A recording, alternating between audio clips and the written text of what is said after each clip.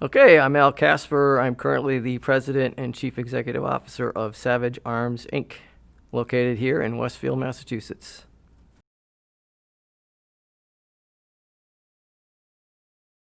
So I'm a graduate of Western New England University with a degree in accounting. I went immediately into the manufacturing world. I did all cycles of accounting, from internal audit, cost accounting, general accounting, financial analysis, rose within those ranks to become managers of the county department, then ultimately a controller, divisional controller, and then finally a CFO. And then was fortunate enough to buy into a company as the chief financial officer, and then became president and subsequently the chief executive officer and owner of the business.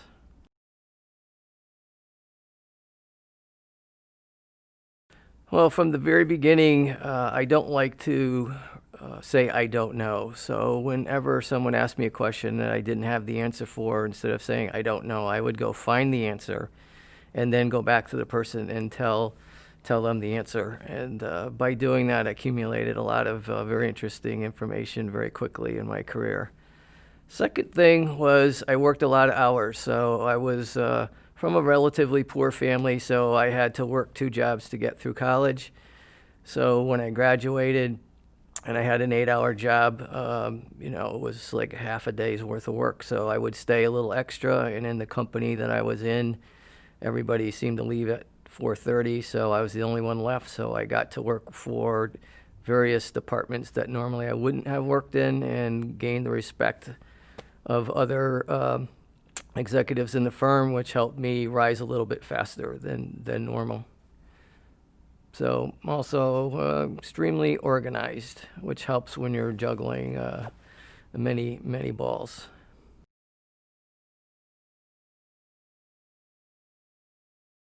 I would say the biggest mistake was at the very beginning working through people and not working with people.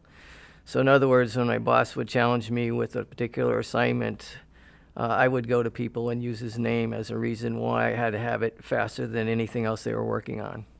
And soon found out that even though I exceeded all of my goals and objectives, that everybody in the place wasn't happy with my approach or style. So the mentor that I was working for at the time was really good enough to point all that out to me. And then once I flipped that switch, which wasn't easy to do, it really had a profound effect on the success of my career.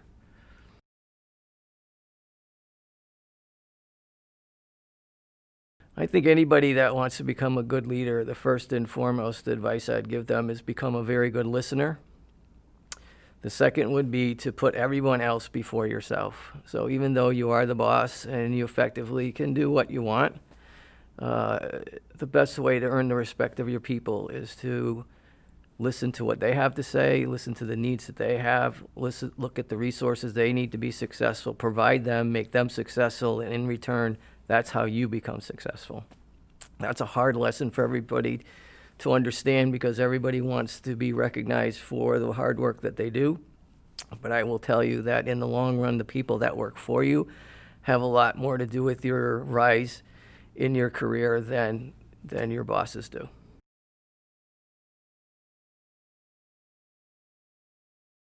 Boy, with this COVID thing, I think it exponentially goes up. But I would say, in general, communication, I think, is one of the biggest challenges.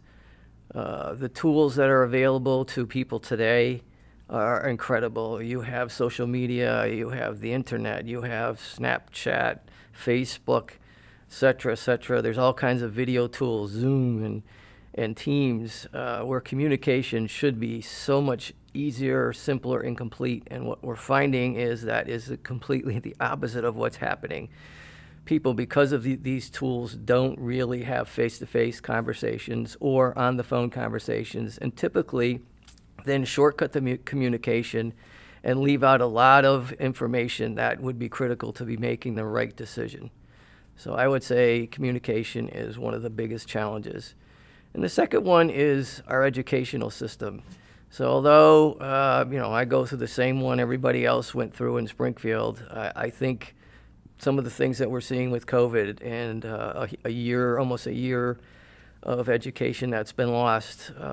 But more importantly, I'm not seeing that education is tough enough. I don't think that people are taking it seriously enough. And what we're finding in the workforce is when we hire people coming out of high school, coming out of college, that we have to do substantial remedial work for them to become productive.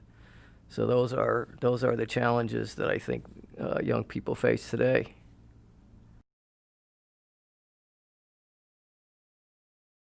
I would say the most important thing, again, going back to education, is it is so important to study hard. The foundation that you will build everything from comes from your elementary and high school education. I was a good student. I didn't like school. I didn't like tests, just like everybody else. But in reality, if worked a little bit harder, then down the road it would have been maybe a little easier, and I wouldn't have had to work so many hours or as hard. So the mantra is work smart, not hard. So that's what I would say if I went back in time. And the other thing I'll tell any young person is there's no easy way. If you want to be successful, if you want to be me someday in some other company, there's no easy way to get there.